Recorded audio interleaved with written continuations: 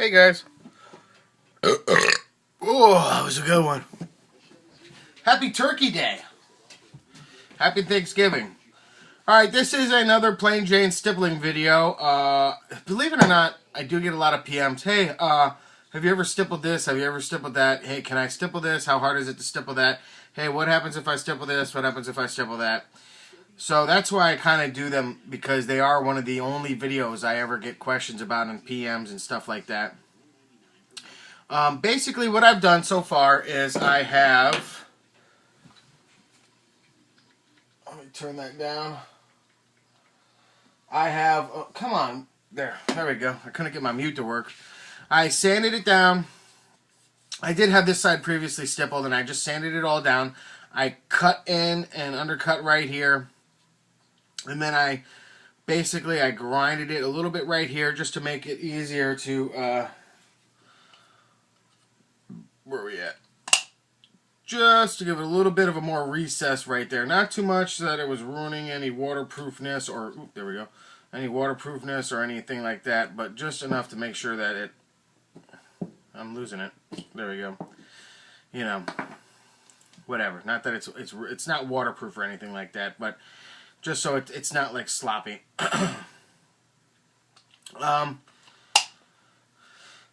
Basically, and then I section it off straight down the middle, and then I do it right along each individual curve. Alright, so far the only thing I've got left is this little hole right here. I am using this tip.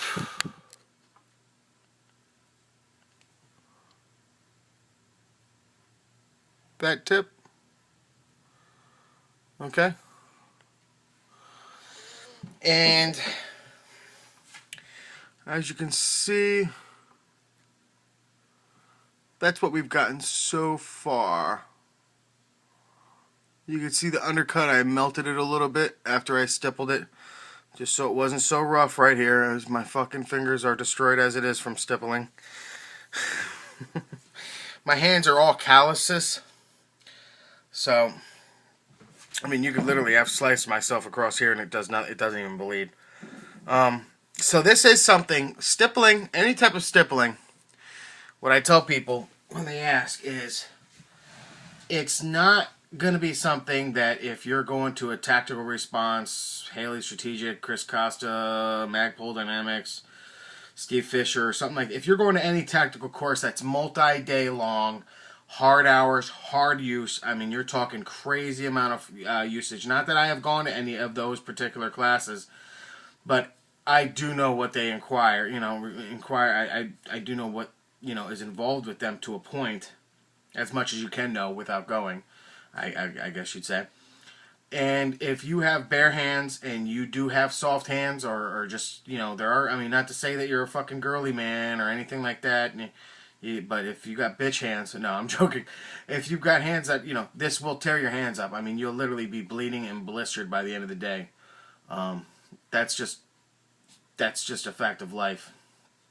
So it's something I do suggest you wear gloves with, which you should be wearing gloves with, you know, you should be doing it anyway.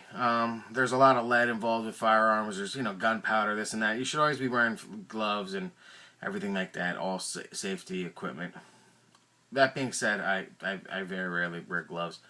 But basically, after I do, I'm going to start stippling this last little patch I've got right here.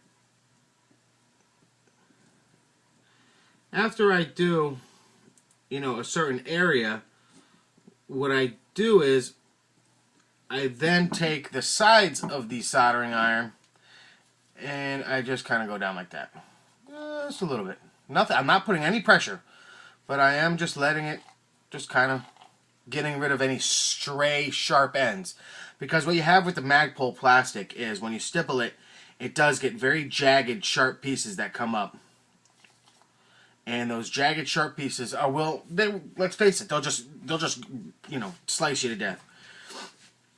So what you do is you just take the side of it and just, you know, you run it across, whatever. And that will help get rid of any ridges.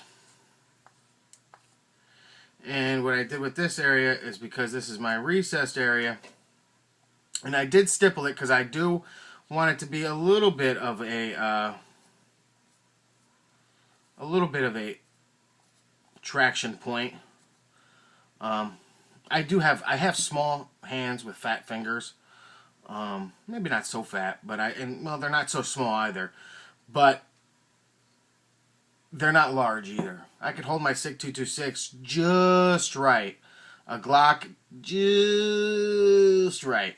You know, I'm on the border. So any little bit of help I can get, bringing the hand in a little bit higher, not that this finger would be in there, bringing that finger in a little bit higher, you know, just any little bit of help for when you're doing reloads, anything like that to get a better hold on the rifle, especially with the stippling. That really helps. Especially with, let's face it, an AR, any type of rifle, it is a heavier rifle. So any type of extra grip you can get so you can manipulate that firearm, because you are, if you're doing a reload, you are just holding a 7-pound gun that is 30 some odd inches. Let's say it's 20 inches or 22 inches or whatever from where your hand is forward. You know, that little bit of traction can aid in your manipulation of the firearm. So listen, I'm no fucking pro, guys. I don't pretend to be a pro. I do enjoy shooting. I shoot a lot. I don't well, not as much as I used to. That's for sure. Now that I don't live anywhere close to my firing range or anything like that. I do live only about 45 minutes away, but not as much as I would like to. I used to go shooting every day I was off. Every day I got out of work. I mean, I used to do it a lot. So basically, that's that. I mean, I'll do a little bit more stippling for you guys. The Magpul plastic, as I said, the polymer, I guess you'd call it, it is a little stringy. It does get a little bit stringy. I just fucked up right there. I gotta go back over this. There we go. It was real simple though, guys. I'm telling you, you pick up a wood burners kit, you do whatever you want, you pick up an AFG, I'm telling you, you do the underside where you're not going to see it. This comes with a bunch of inserts and stuff like that. I don't have them available right here, but you could practice on some of the inserts that you know you definitely don't like. You could practice on the inside of the inserts. You won't regret it. You could definitely, I mean, it's something, I see people charging $45 to stipple like stuff. I've got another stippling video coming out right after this one. It's of my Remington 870. I did the pump on it, and that's that, guys. But I just wanted to go over it once again because it is the one video that I get requested the most. I'm not requested, but I'm constantly getting personal messages asking me about the stippling. You know, stippling certain things. I've dealt with all the different types of plastics. I've practiced on different types of plastics. That's what I did for a long time before I even did a firearm and everything like that. But nothing is like I've said, all the plastics are different. So you could practice all you want, but until you get down and dirty with the actual product that you're going to be stippling, you know. Would I stipple a Glock? Absolutely. I would feel 100% fine stippling a Glock or an M&P. I mean, no problem. No problem. Would I stipple a friend? No. Just because I would never, no. No. Because I could fucking sneeze or something like that, and who knows? Who knows? But this is real simple, guys. You know, save yourself some money. I do see people charging for this stuff. I'm not knocking them. I might even be willing to do it for a price. I might even, my one friend told me, he goes, just pick up some stuff, stipple it, and then sell it. And sell it for a marked up price because it's stippled already. He goes, you'll find people that buy it because he actually wants me to do some of it for him. And he goes, do me a favor, just get the shit already and then stipple it and I'll buy it from you. So it's something to think about. I don't know. It is real simple to do, but there are people that are afraid to do it. And there are people that just don't like stippling. You know, mostly because it's like the people that are afraid of, you know, they don't like it or they hate it because they're uneducated about it, just like people that are anti-gun. It does nothing but add traction. It's a very positive thing. The traction that it creates with gloves, with bare hands, is there's nothing wrong with it, and it can only add value.